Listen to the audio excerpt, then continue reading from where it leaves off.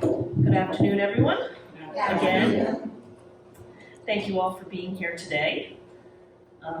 Today I wanted to talk about something that Spirit has been bringing back again and again and again to me all week, so I get the message. I will pass it on duly, and that is the pitfalls of self-judgment and why we should not do it. In recent meditation or sitting with Spirit, we were going over the difficulties of being alive in this human body in this time here on the earth plane. And life is hard. You know, obligations, belief systems, everything that goes into it. You know, being born and living and thriving, surviving. But they said, you know, take it a step back further. If you consider, and I'm giving, this is a little bit of backstory to the judgment, so bear with me, there's a point to all of this. They said if you can consider coming into this life as a wonderful opportunity to learn. Because I've had people say, well, why bother to be born at all? If everything's wonderful on the other side and you can just have anything you want and be anywhere you want instantaneously, why would we ever decide to come here and put up with this? Why would we do that? And they said, well, it's experiential learning.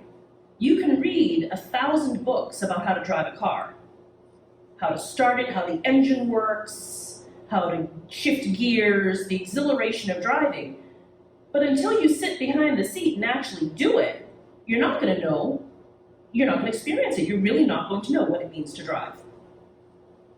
So if you can remember back when you were that young, where you could first get your license and getting behind the wheel with the instructor sitting beside you, judging everything that you do, looking at traffic, being wide-eyed and horrified, and trying to figure out how much pressure to put on the gas. When do I brake? How do I navigate? Oh my God, traffic!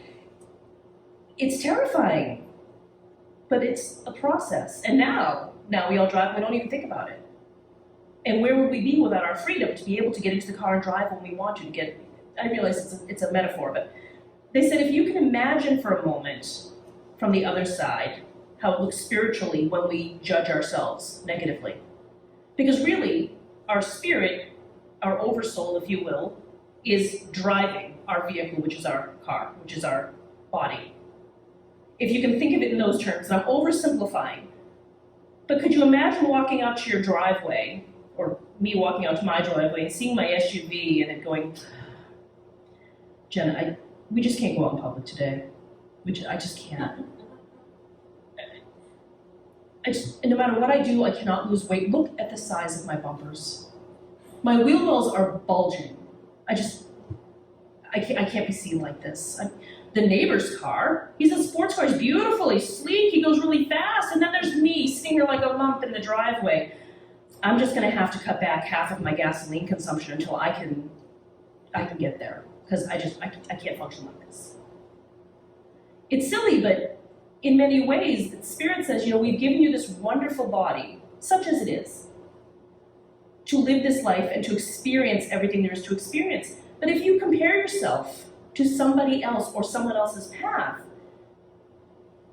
it's apples and oranges. Even though we're all humans, we are all individually unique unto ourselves. Our experience is only our own. And no one else in the world is going to have an experience like it. So if I am forever trying to be that sports car, when I am an SUV, it's just not going to happen, and I will be very unhappy through most of my life as I beat myself and abuse myself to try to force myself to fit into that mold of what I am not. And my journey is going to be even that much harder. There are enough obstacles, enough things to overcome, to learn, and to experience without being excessively harsh on yourself. We are all beautiful souls, all of us, regardless of your history, your makeup, your background, your belief systems. At the very core of us, we are all beautiful drops of the divine. And this is just the suit that we wear getting through life. And so if we can recognize that, there's no need for judgment. They don't judge us. I can't tell you how many people have said to me, oh, you know, I didn't visit them enough before they passed. I know they're mad at me. They're not mad at you. There's no judgment. They were happy that you were there when you could be there. They understand, they have a greater perspective. If only we could have that greater perspective and not be so hard on ourselves while we're here. and free up that full potential for love and compassion that we have in our hearts to share with others, because if you're jealous of someone else, you're judging yourself.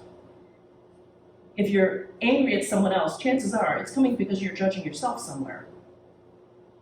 When we are free from that self-judgment, I'm not good enough, I'm not tall enough, I'm not fast enough, I'm not smart enough, I don't have the skills, I don't have the education. Where we're supposed to be is where we will be, period.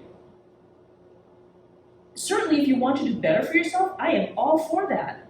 Improve your life in any way that you can, but do it in a loving and self-supporting way. I want to be more educated, so I'm going to work hard to go and afford that education and make that happen. Absolutely. Don't starve yourself into getting thinner. Don't beat yourself into getting smarter. Don't abuse yourself into putting yourself in a new work situation. It's counterproductive. And in the end of it, it's a pyrrhic victory. What's the point of winning when you have given everything away on the way to get there? There's no need to, someone once said, pain is a mandatory, pain is a part of life, but suffering is voluntary. We can choose not to suffer. We can choose not to suffer at our own hands. Now, how many of us have had an upbringing where a parent was very, very strict with us and said, you can't do that, or you're not good enough, or you're not smart enough, or had teachers or peers or friends who said, you'll never amount to anything, you'll never. And how many of us have carried that into our adult lives and still limit ourselves and make ourselves small because of something we heard from someone else? They're no longer judging us. We are now judging us. We have taken that onto ourselves. So Independence Day is coming up this week. I offer you all the opportunity to make yourselves independent of all of those forefathers who told you that you were smaller or weaker or duller than you really are. Because there's so much all of you, each and every one of you has to offer. If only we would not judge ourselves. So if you catch yourself looking in the mirror saying, oh, another gray hair, acknowledge it and let it go. You know, I would love to be 6'2". It's not going to happen. I acknowledge that. But there's nothing wrong with being the height that I am. And we all have to come to terms with that, with being all right with where we are and who we are. And again, I'm not saying don't improve yourself if you want to be better. It's how we do it. I can step on the scale and berate myself for having that brownie yesterday and talk about how terrible I am and I have no willpower. Or I can say, well, I treated myself. I had a brownie. Today's a new day. What's the rush? Do I have to lose that 50 pounds in 2 weeks? Could I take a couple of years and enjoy myself on the way? We all seem to be in this big hurry and we want to beat ourselves and crack the whip to make it happen sooner. I understand that we have a limited amount of time here, but you paid for the whole thing. You can stretch it out. You don't have to cram it all in now. So make this your Independence Day. Look in the mirror and see a truly divine, beautiful individual. And know that you are loved, and know that you've got a whole team of people on the other side that are crying out your praises.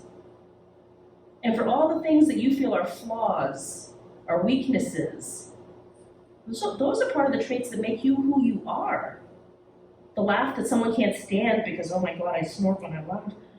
Your boyfriend thinks that's adorable. You know, your grandfather thought that was cute. The big nose that runs in my family. My grandparents loved that. And that was one of the things they'll always remember about me. All these little things, I have big toes. Where does this even come from? How much time do we have to sit and nitpick our bodies and our lives and our careers? I always say, bring it back to that wonderful, sparkling, shining soul. You're all perfect and divine in every way, where it counts the most. These other little things, certainly, improve your life if you want to, but do it from a place of love, the place that that little sparkly, shining soul would like to see. What would that soul say to you if you wanted to lose weight, if you wanted to get another job, if you needed a new car, if you wanted a different path in life? I'm sure it wouldn't say you need to get off your butt and make it happen. It would do it in a much more loving, compassionate way. Why can't we be that way for us? Lord knows, we're a room full of women, no offense, Tom. Divine feminine right here where we sit. We do this for everyone else in our lives. We're nurturing and we're loving and we're kind to them, and then we go and we beat ourselves up. So today's your day. It's your Independence Week. I welcome you all to nurture and be kind to yourself. See what wonderful changes will come about. Because when you truly love yourself, others will see that. It reflects outward. You can't help but your vibration changes. You will draw into you all the people who will also appreciate and respect you more. And I find that this is a vicious cycle where people say, well, no one takes me seriously, no one respects me, I'm fighting all the time at work, it's a constant battle. But you're playing into the game. You're being jealous of other people and what they have and who they are, the whole upwardly mobile system. Step out of that. Be who you are. Be glad to be who you are. And they'll all want what you have. It all does come around in the end. If you're trying to change your circumstances from the outside, you're doing it backwards. Start with the inside first. There's a wealth of love and compassion out there for everybody.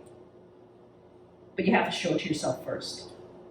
So if you can't do it for yourself in the place that you sit, at least do it for your own soul. Acknowledge that there's that higher self, that higher part of you connected to the divine, and say, I appreciate that. Because the other side of that is if you're saying, I'm awful, I'm terrible, I'm sinful, oh, I'm unworthy. This was the body that was given to you by the divine. It was created in totality and chosen by you, by the divine. You're saying God is wrong. You're saying God made something unworthy. Think about that. We're all reflections of the divine. He made us in his image. We are all droplets of the divine, therefore we all have to be divine. Do we make mistakes? Sure we do. But we don't need to judge ourselves on it. Be kinder to yourself. Your soul will thank you. And with that, I wish you all a very happy Independence Day. You too. Thank you.